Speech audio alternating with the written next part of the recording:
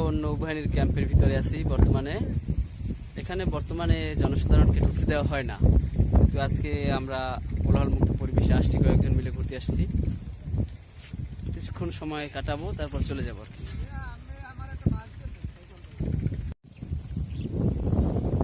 শন ক্ষেতগুলো হচ্ছে নৌবাহিনীর ক্যাম্পের ভিতরে,